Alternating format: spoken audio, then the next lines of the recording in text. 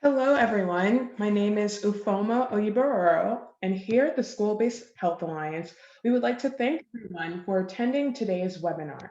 Today's webinar is the final of a three-part webinar series titled Virtual Tools for Schools and SBHCs During the Pandemic. Today's presentation is a youth-focused webinar on 4 different video games that teach risk reduction and HIV prevention, personal health advocacy, and smoking, vaping, and opioid misuse prevention.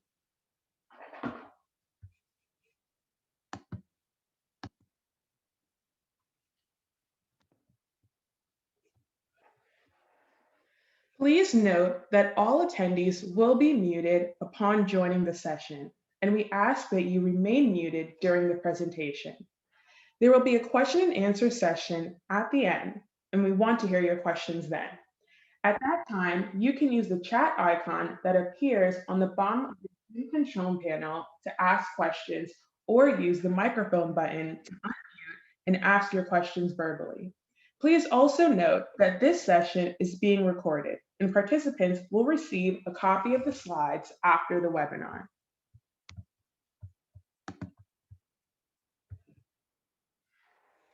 The School-Based Health Alliance works to improve the health of children and youth by advancing and advocating for school-based healthcare. We believe that all children and adolescents deserve to thrive, but too many struggle because they lack access to healthcare services. School-based healthcare is a solution, bringing healthcare to where students typically spend the majority of their time, in school. When health and education come together, great things happen. Attendance improves, conditions like asthma or diabetes are better managed, behavioral health issues get quick expert attention, and we all know that healthy students make better learners. During the pandemic, we've heard a lot about schools being closed in a variety of ways and different barriers to access for school-based providers. However, we strongly believe that school-based healthcare is more than just the facility or physical space it exists in. It comprises a network of relationships, history of collaboration, systems of communication, and formal agreements that continue to expedite access and service provision to young people, even if the building is closed.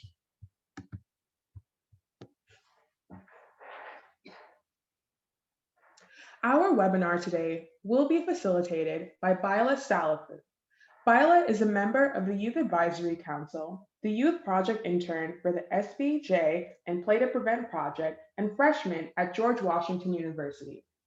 Bila has been involved with local hospitals, mentoring youth through Army education, and promoting cultural awareness through her language immersion experiences.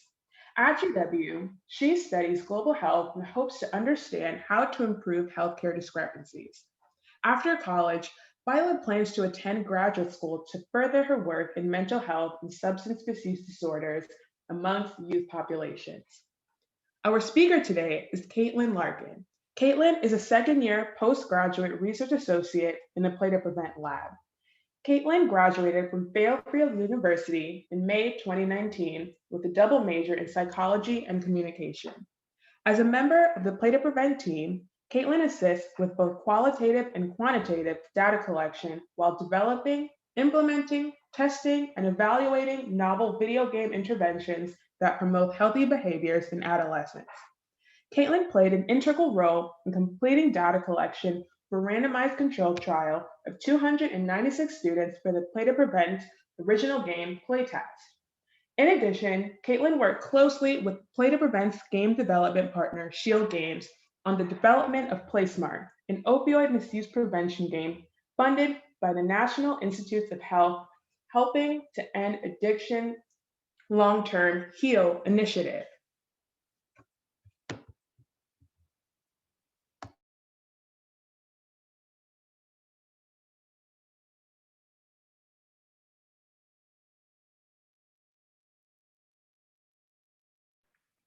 Thank you everyone for attending our webinar today to learn about the Play to Prevent Lab. So some objectives for our meeting today is just to learn about the Play to Prevent Lab at the Yale Center for Health Learning Games, who we are, what we do, and review our current games. We will also be learning about our newest game in development, Play Smart, that aims to prevent opioid misuse in adolescents. And we'll learn how to access the current games for free, engage in an interactive Q&A, and learn about upcoming opportunities with School-Based Health Alliance and Play to Prevent. So to introduce you all to what we do at Play to Prevent, I have a video to share. I'm hoping that it loads. At Play to Prevent, our video games are built by teens and young adults. For teens and young adults. To help them live happier and healthier lives. Their voices, their stories, their visions, that's what the games are built from. It is really a collective brain, not work that can be done by any one person or any one of us. It is students, teachers, game developers, scientists. For the development of our video game interventions, everybody brings their expertise. Community partners can range anywhere from after-school programs to schools. We always start off with focus groups with our students. From that information, we're actually able to glean what information should go into the game, storylines that would be relevant to the kids. It helps us develop different characters that might be in the game. The greatest part about what we do is having kids design and being involved from the bottom up. They really kind of form a lot of the stories and the narrative. We'll take the game to our game developers, we'll build out a prototype, we'll take it back to our students and say, is this relatable? Does this work? So we're passing out headphones so you guys can be totally immersed in the game. During the gameplay sessions, we observe their reactions to the game. They're having trouble on different levels. When they play test, they provide feedback on what worked, what didn't work. Teens love being honest and love sharing their opinions.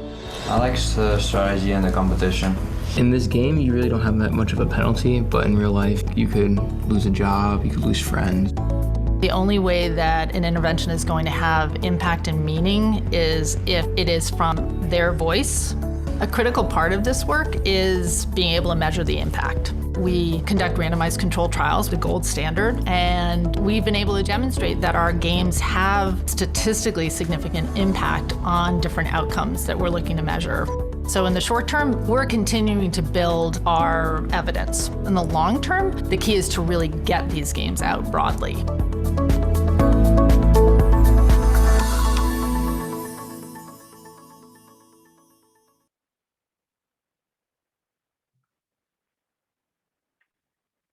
Great, so now that you've been introduced to the Play to Prevent Lab, I want to take a step back and explain how we got to where we are today, almost 12 years later. So the National Institute of Child Health and Human Development sent out a request for applications for innovative methods to address HIV rates in adolescents. So in response to the grant pictured here, we submitted a proposal entitled An Interactive Video Game for HIV Prevention in At-Risk Adolescents. It was funded in 2009, and the Play to Prevent team began developing our first serious game, Play Forward. I'm now going to hand it over to Viola to do a mentee question. I'm just going to share my screen.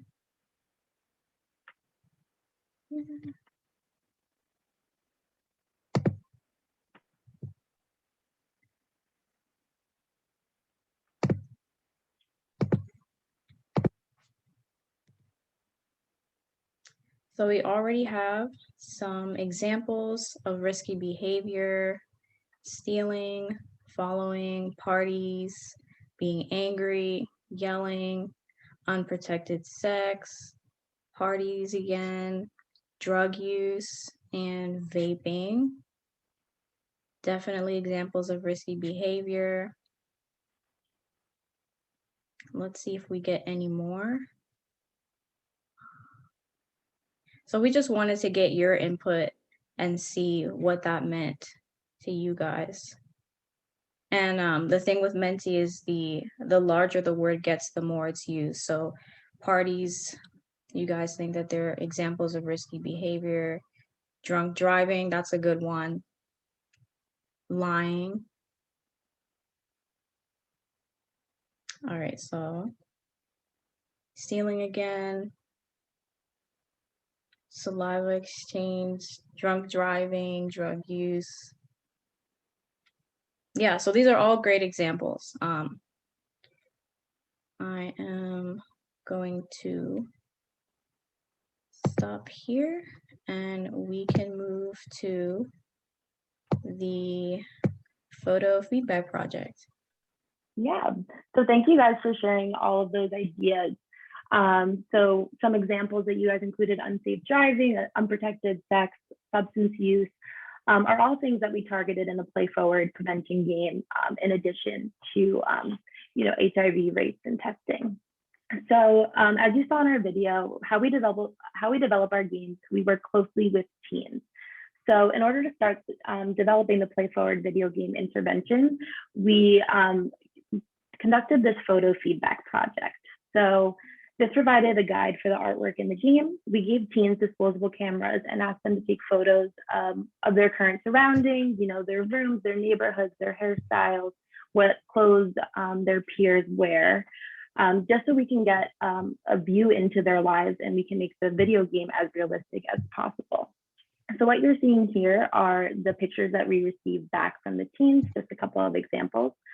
So these became these images when translated into our video game. So you can see how the housing environments, the bedroom, the hairstyles, and the sneakers, our game developers worked really hard to make them as realistic as possible so that the video game could be relatable to the teens. In addition, we then moved to the pre-production phase of the project, and it was highly iterative with the teens as well. So as you can see from this slide, our classroom scene went through 5 different iterations before it resembled a classroom that was realistic to our teens. So it's kind of small, but you can see here, this is how it first started. And then through working with teens back and forth, we ended up with this final task that the teens said resembled classrooms in their daily lives.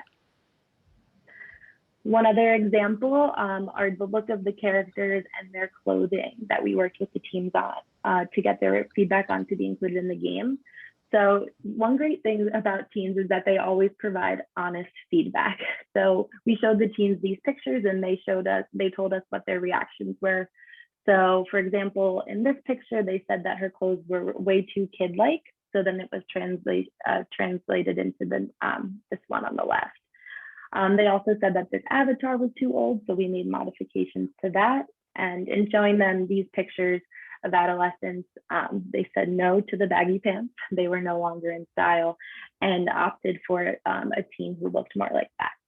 So we worked very closely with the teens to make sure that the art is realistic in our games and also the content as well.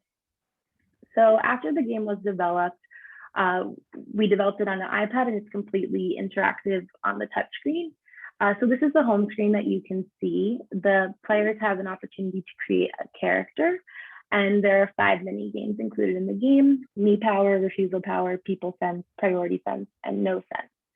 In addition, there are 12 narrative stories in the game that are above. So the player must navigate through these storylines to complete the game successfully. And the hallmark of our game is that players play through the game and they make bad decisions and they see what happens if they make a wrong decision and the outcomes of their life that way. And then they work backwards and making the right choices to see the positive outcomes of making healthy decisions. So after the game was completed, we tested the game in a randomized controlled trial. As mentioned in our video, randomized controlled trials are the gold standard in scientific research.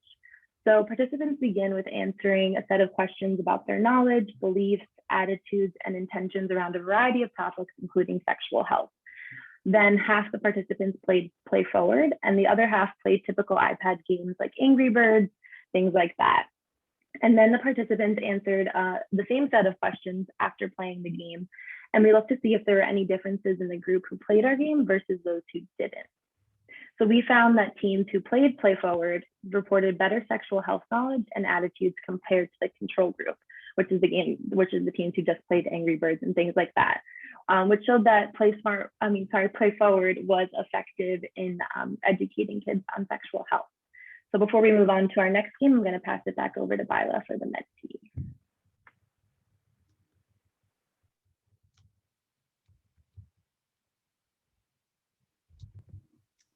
All right, let's get a look into the second.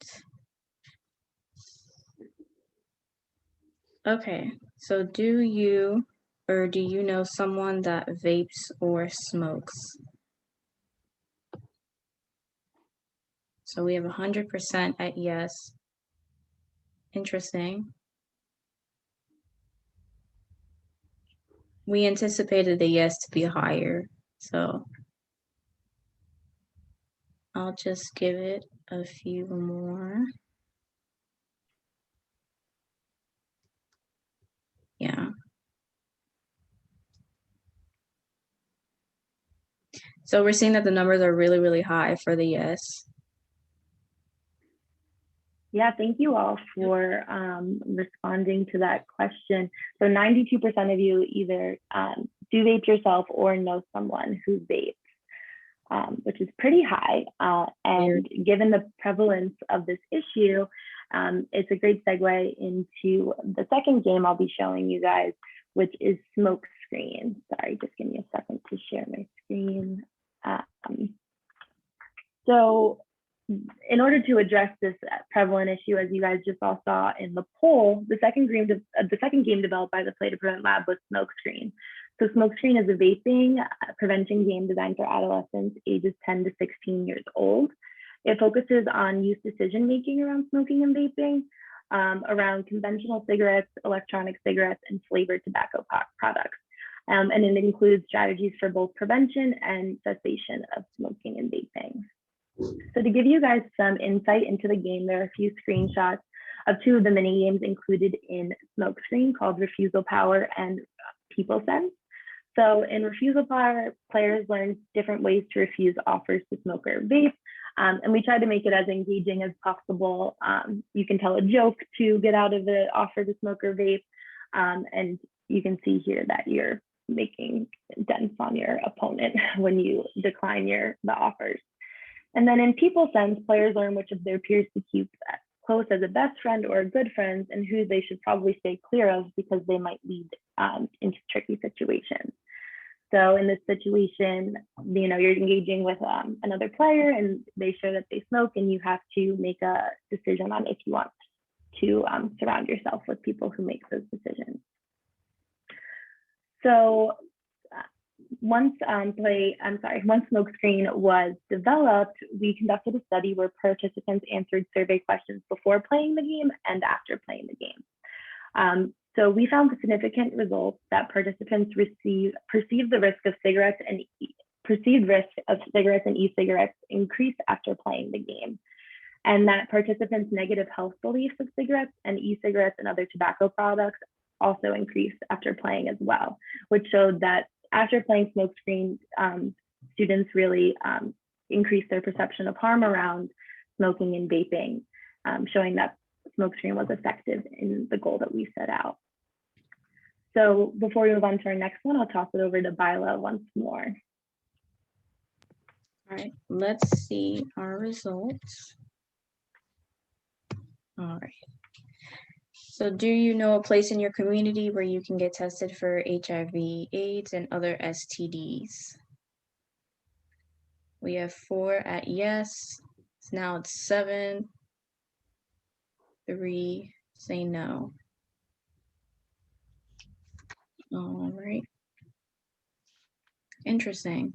So this leads also into Play Smart, where it's all about health advocacy and sexual health education. So thank you for your responses. Definitely. I will pass it back on. Perfect. Yes, so thank you guys for answering that question.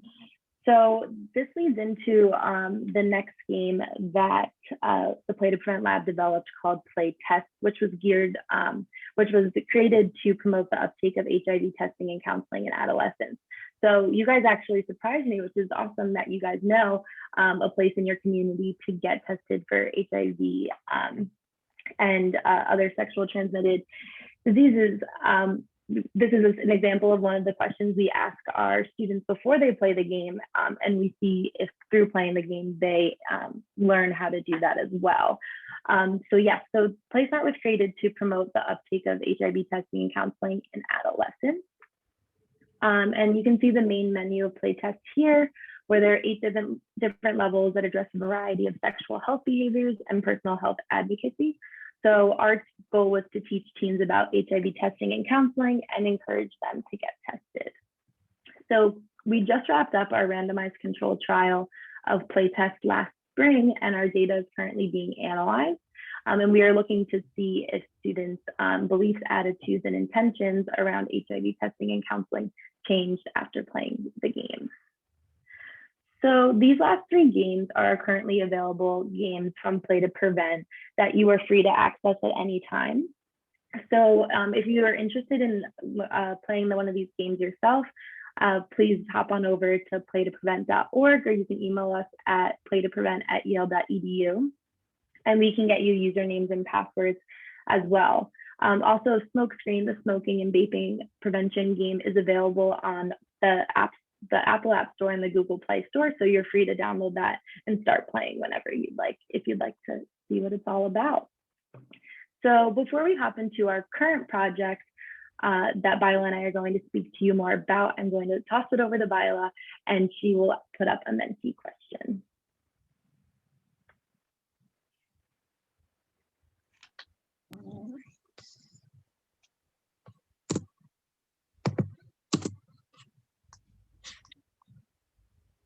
All right, so this one is going to be, which of the following is an opioid? And you have three different choices that you can choose from in a little bit of time. So let's see what our results are.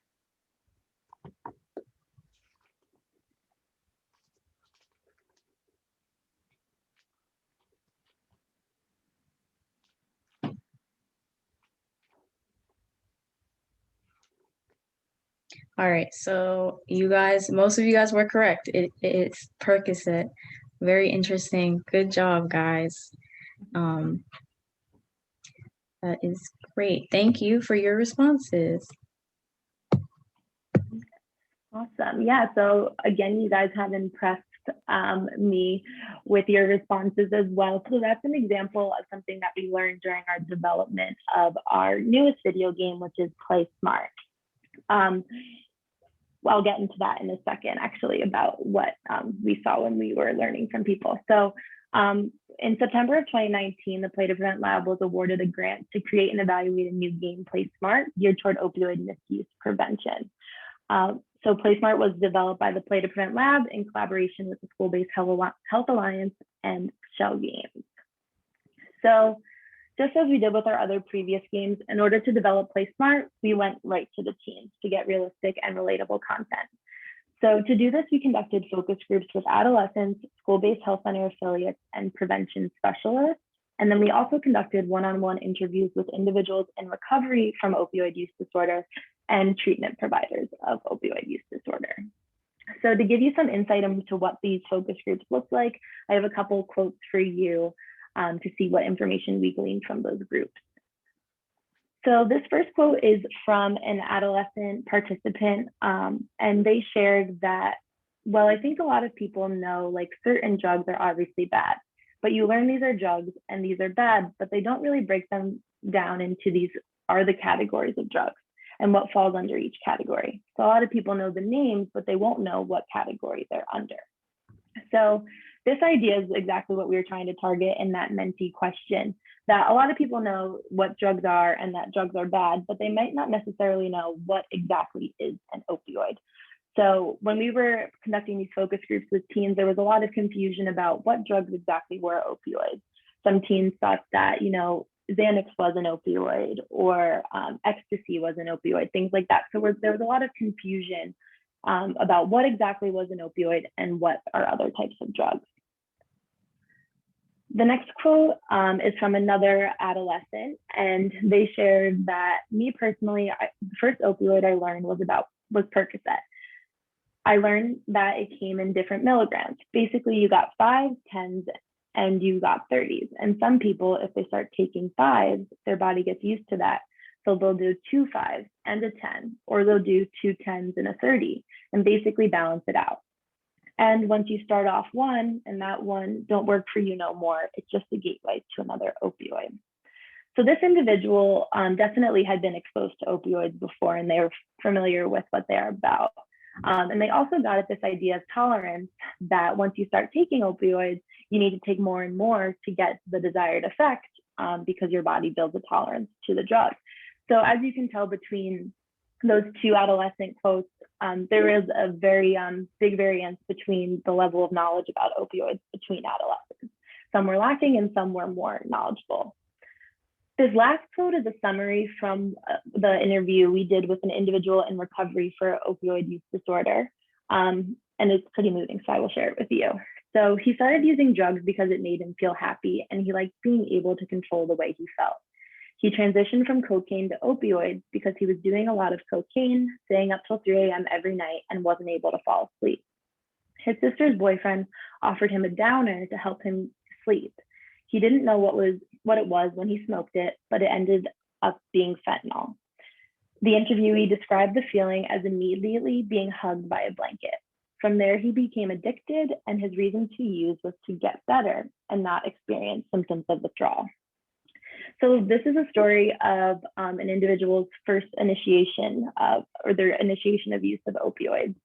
And it describes the story about how he didn't really know what he was smoking, but he just smoked it, and it ended up being fentanyl, which is a very, very strong opioid. Something that really stuck out to our team was his description of being immediately hugged by a blanket from the first moment he smoked the fentanyl. And also getting at his addiction, that his reason to use was just to get better. He wasn't trying to get high anymore. He was just trying to push away those symptoms of withdrawal. So he would just keep using so that he would feel better because he felt bad without the opioids. So these are just a few of the many, many quotes and information we were able to gather from the focus groups and the interviews. And then we took them to develop PlaySmart. So we moved on to the game development phase where we created the storylines, the content, and the art to be included in PlaySmart. So you can see here, this is the main, the home screen.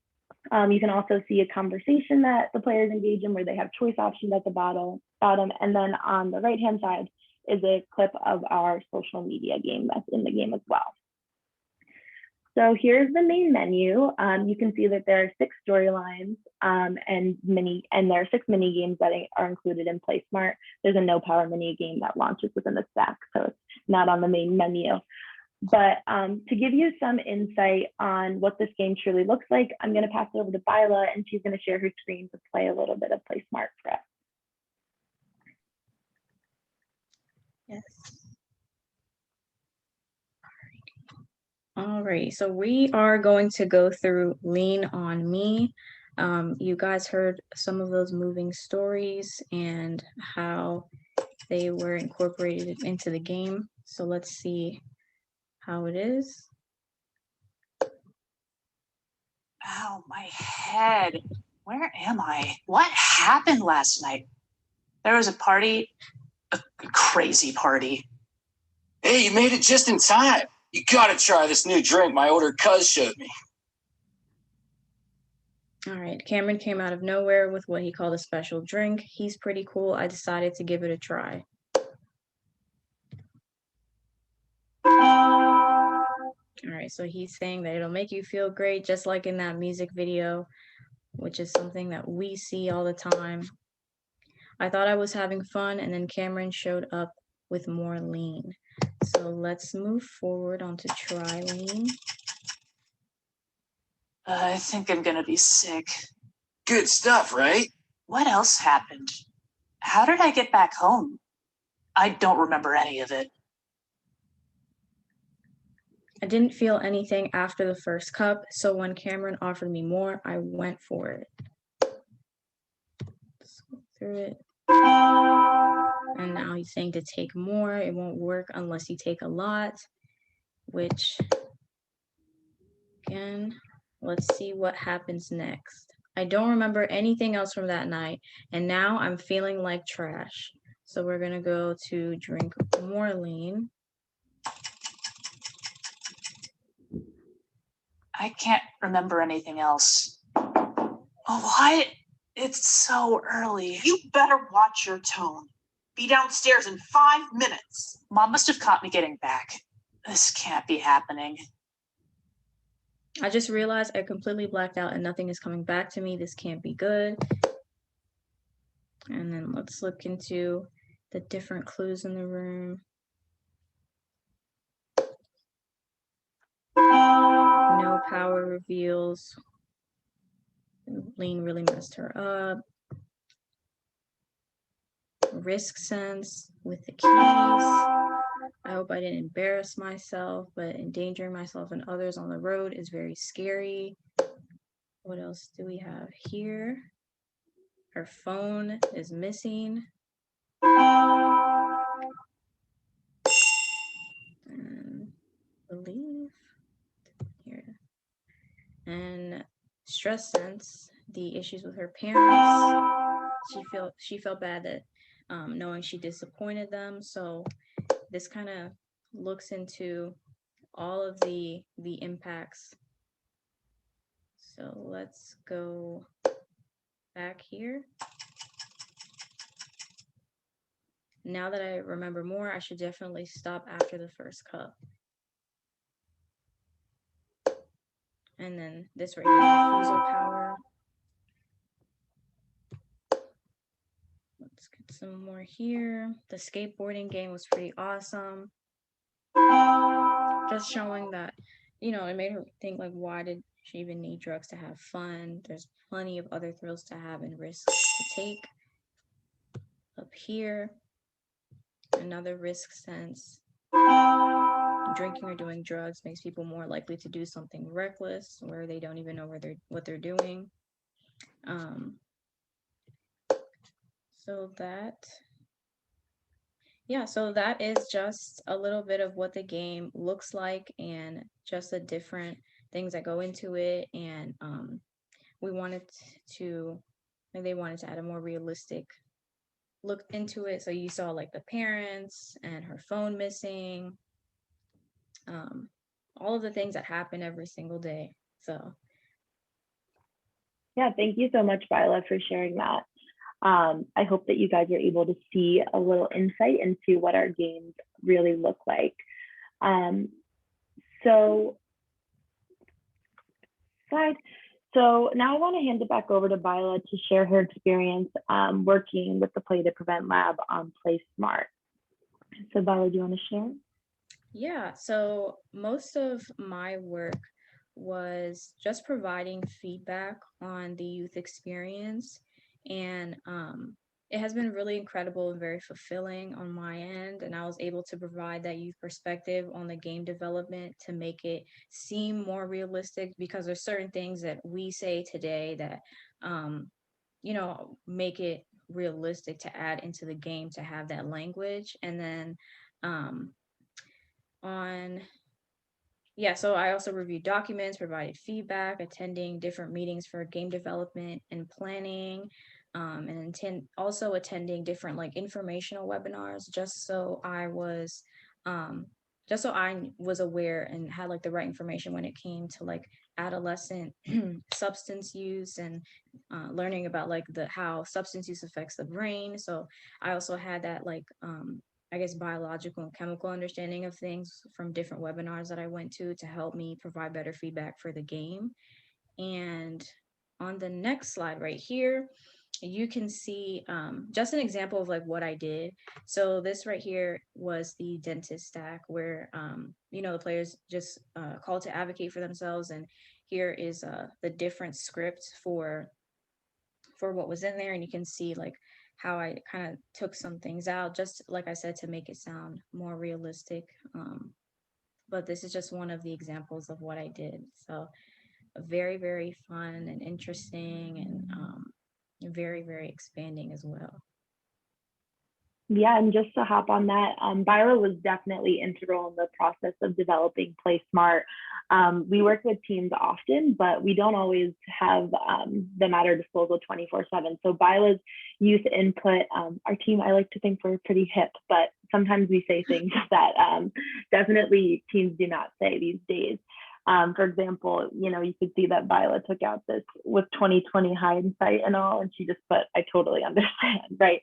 So her feedback and input was really helpful in the process, and she helped make our game definitely more relatable and realistic. So we thank you, Viola, for all your help. So the next thing, so just moving on to our next processes with PlaySmart. So now that it's been developed, our team is entering the pilot study phase, which we are actually conducting currently. So between March and April of 2021, we are enrolling 30 students to play the PlaySmart game and provide feedback on the game. And then we are going to take their feedback and modify the game further this summer with our game development partner, Shell Games. So actually, I'm going to hop to the next slide and then I'll hop back. So we are currently actually looking for participants for our pilot study phase. It's completely virtual, and the only requirements are that you have to be between the ages of 16 and 19. You spend 1.5 hours on Zoom with us. You get to play part of the game, answer some questions, and then you can earn a $25 Visa gift card. So we are doing it next week. So I believe Katie dropped it in the chat. I'm just gonna check. Yes. So we are doing it next week, and we're looking to enroll participants. So if you're between the ages of 16 and 19 and you're interested in participating with us, please fill out that Google form link, and then you will be hearing from me about scheduling and getting your paperwork figured out. So I'm going to hop back now. So after the pilot is done and we go back this summer to revise PlaySmart again, we will have our completed game. And then we will enter the randomized control trial phase of PlaySmart. So we will begin the trial and we will enroll 532 students from 10 to 15 high schools with school-based health centers across Connecticut. So we will be testing to see if the game increases the participants' perception of risk of harm of opioid misuse, among other variables. So overall, our aim in the game is to increase our participants' perception of harm, basically how risky they think opioid misuse is, with hopes to prevent the initiation of opioid misuse in the future. So after we finish our randomized controlled trial, we will then move on to the implementation phase. So there will be 15 high schools across, with school-based health centers across the nation to will implement PlaySmart into their schools and give feedback to the Play to Prevent lab regarding their information, how that went, disseminating the game, and we're going to take their feedback so that we can ensure that we're spreading our games out broadly. So with these two next steps in mind, we are always looking for new collaborators and new partners. So if you guys think that this is something that your school might be interested in, or if you're a school administrator and you think that this is something you'd like to bring to your school, we have these two opportunities for you. The first being the randomized control trial. So if you are in Connecticut and you think that this is something you'd be interested in, or your administrators would be interested in, please bring this information to them. You can direct them to our website or have them reach out to Tyra Pendergrass Boomer. Her email is right there. And then we can get you guys up and running, and we can you guys can participate in our randomized controlled trial. And then for the nationwide implementation project, if you think that this is something your school will be interested in as well, you can bring this information to your school-based health center administrators, and they can reach out to Erin Sullivan at the School-Based Health Alliance, and we can get you guys enrolled for participating in the implementation phase of this project. I also wanted to share that you have an opportunity to win a $10 Amazon gift card. So for attending this webinar, you'll be entered into a raffle to win a $10 Amazon gift card. We greatly appreciate your attention this morning and your participation in the next part. So we will be drawing 3 gift cards, and the winners will be notified by the end of this week. So now we will move into the interactive Q&A portion of our webinar, and everyone is welcome to join. So I'm going to stop sharing my screen, and you guys can turn on your videos, and you guys can ask me some questions, and we have some questions for you that I'll share briefly, and we'll post them in the chat as well. If for some reason you can't talk, please feel free to just type in the chat and we can address those questions too. So here are some questions. We'll put them in the chat as they come along as well. So does anyone have any general questions regarding the presentation?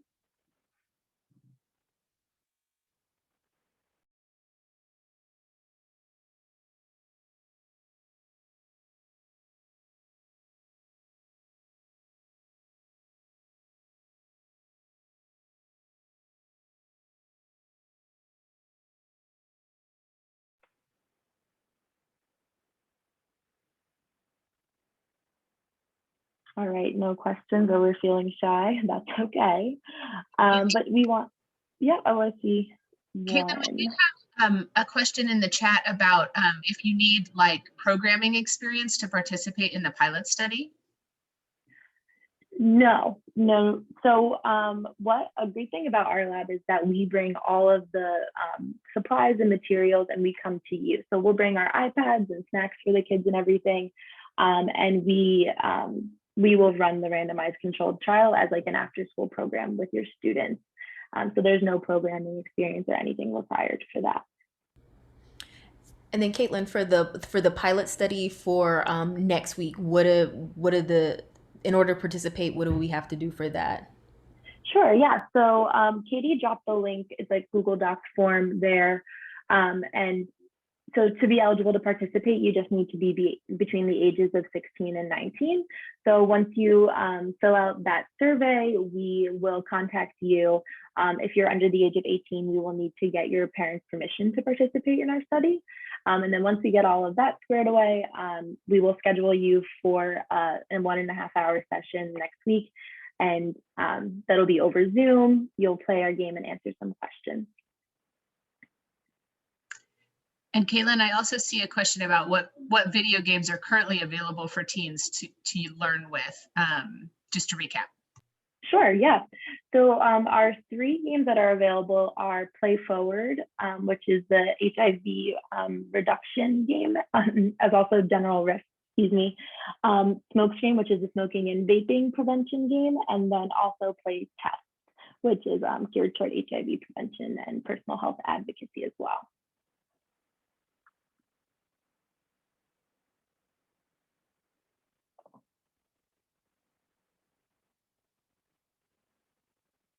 Yeah, oh, and I also see one question in the chat here pulled up about how to get the game into schools and school districts. So this is something that, excuse me, this is something that our team is working very closely on, right? We create all these games and we want to share them as broadly as possible.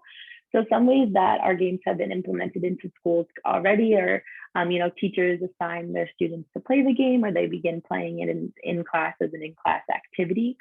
But since the games are free and available for access, we really want them to be a tool for teachers to use with their students. And our Smokescreen game actually comes with a teacher's manual so that we are able to, so that they are able to follow along with what their teens are doing in their class and playing.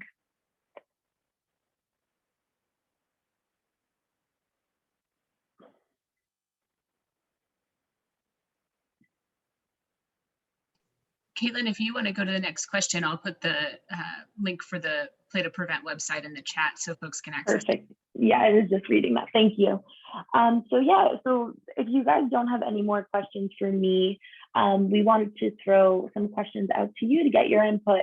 So the first is, what ways do you see using these games in school or school-based health center setting?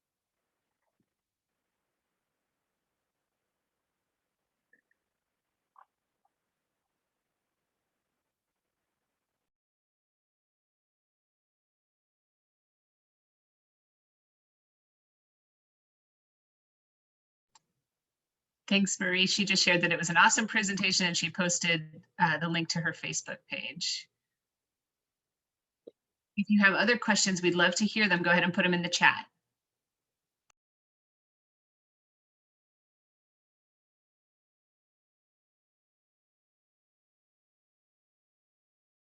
Well, I think to answer Caitlin's question, I'll just go. I think that with SBHCs, I think the games would actually be really great, especially as like a preventative tool, or even something like I think a cool idea is just kind of out there is like for example, if you're like in the waiting room giving, like, this could be a game that's just there for kids to be able to play and use instead of having like magazines that are like on the counter. So I think that'd be like a cool idea, just kind of integrating it into like the everyday process of getting a checkup or however. But if anyone else had any ideas, any ways, feel free to share.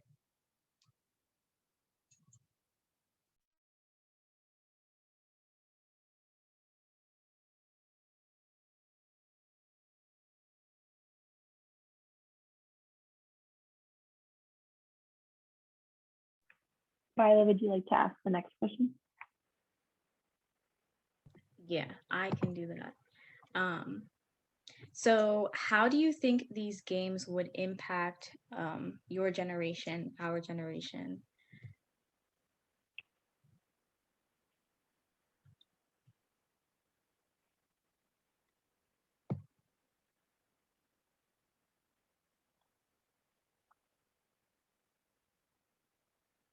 Like, do you think like different rates would increase, decrease? You can put anything in the chat. Okay, keep kids informed, safe, and healthy. Yeah, exactly. Very good point. There are no wrong answers here. We really just want to hear your thoughts. Yeah. I think games are a great, relevant way to get positive message out to your generation. Yes, especially since video games are very huge amongst adolescents. So, very great point.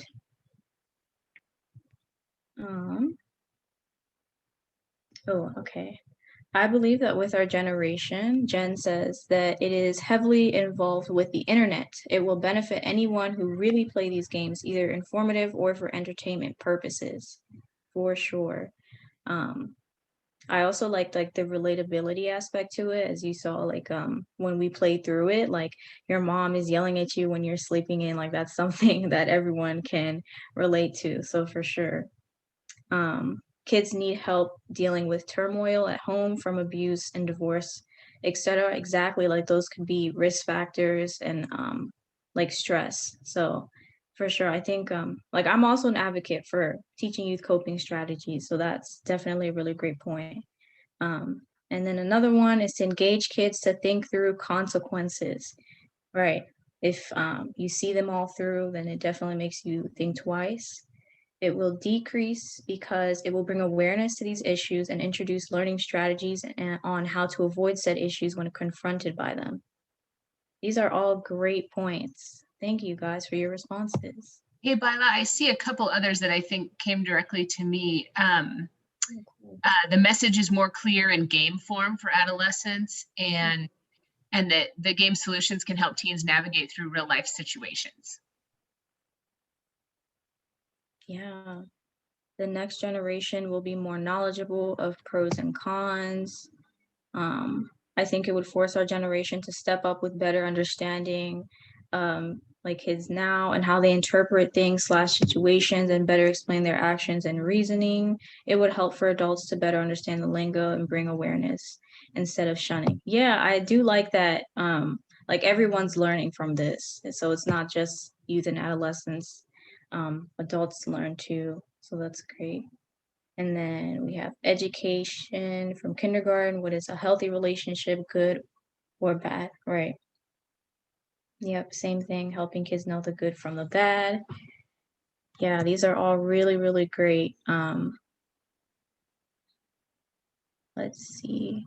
So I'll just move on to the next question really quick.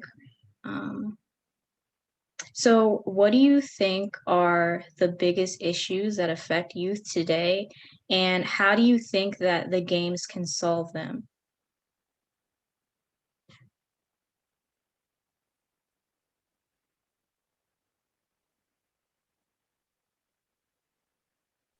I think some people already answered this a little bit in the prior question too. Yeah.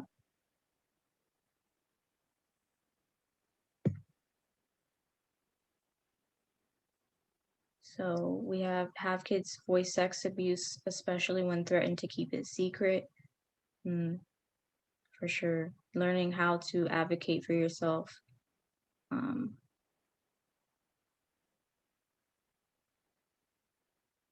Develop critical thinking skills in those individuals, for those who may be lacking in that area. Yeah. Helping to build those skills.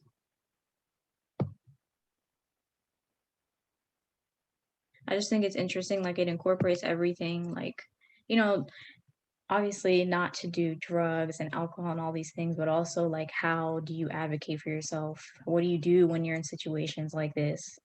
So yeah, exactly. Teach kids tools to heal from trauma of toxic environments at home. Yeah, that's definitely a good point because a lot of times it's like, who do I go to? Where do I go? Um, who can I trust? Yeah, great points, guys. These are really great.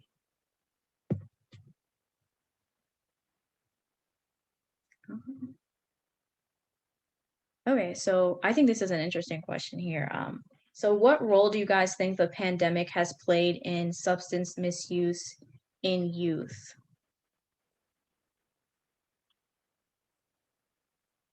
Do you think it has negatively impacted substance use, increased the numbers?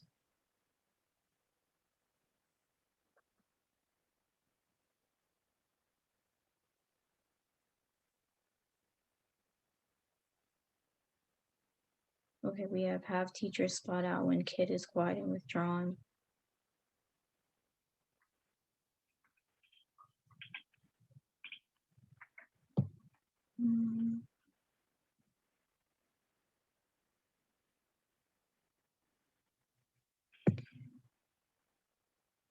Increased isolation, increases in depression. Yes, those definitely prevalent. Social isolation has an impact on substance use as many have no outlet to do things they once did with others, right? That social interaction is really important, especially in adolescence. And nobody really likes school through Zoom all day, every day. It's definitely straining. Kids are missing the fun time with sports. Right. Since the pandemic has occurred, I feel lots of people have been feeling depressed or even isolated. So they feel the need to turn to substance abuse or anything that can make them feel better. Yeah.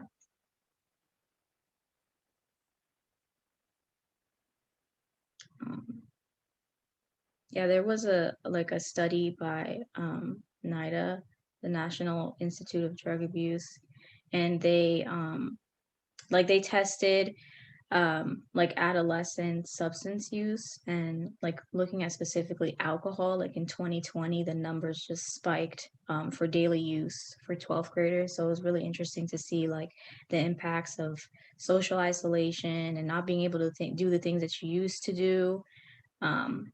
Yeah, I don't have the exact number off the top of my head, but they compared it to 2017 to 2020 and it was like a huge spike. I believe it has increased. Depression has taken a toll on parents. Yeah, I know of some that started abuse in front of their children, right? Because I think a lot of parents also relied on that, having time away from the kids, the school. So now it's all day, every day, everyone's in the house. That's definitely, yeah. These are all great responses. So if anyone had any other thoughts, ideas, questions, anything that you wanted to add, now is your time.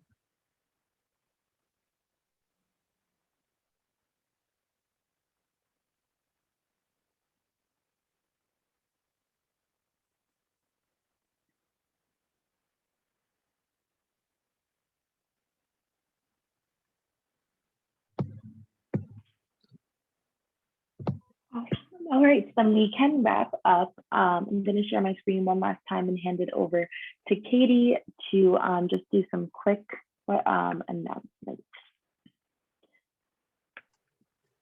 Thanks so much, Caitlin, and big shout out to Caitlin and Byla for an awesome presentation, and a shout out to all our youth participants for sharing your thoughts. We really appreciate it. So a couple additional opportunities just in general that we're sharing. If you work with school-based providers or know folks that might be interested, we're doing our School-Based Health Alliance Spring and Summer Education Series virtually. So opportunities to get some additional education for adults and providers and school staff. And we also have some youth development opportunities that I wanted to highlight. Please consider signing up for or submitting to our Youth Development Digest. Again, youth participants, please, as well as completing our Youth Development Survey to share more about your organization's youth work. So would love to hear from youth and or from the providers at your sites that help facilitate youth work and youth engagement. There's also our Youth Advisory Council is putting on a webinar on May 20th on utilizing media to talk about unhealthy relationships with young people. So this is a current upcoming opportunity. We have lots of other opportunities. So please join this one and then sign up for our Youth Development Digest. We're happy to share lots of different youth development opportunities. There's also a really great opportunity this summer. The Be the Change Youth Training Program helps youth develop leadership skills, and that'll be July 26th to 29th. It's normally in person at our convention, but this year it'll be virtual. So a great opportunity for young people all around the country to develop those youth leadership skills. Again, subscribe to our newsletter for more information. Thank you, Katie, very much. And thank you everyone for attending today. We hope you enjoyed the presentation. And then you can also feel free to reach out to us via our website or our email as well if you have any additional questions. Thank you, everyone.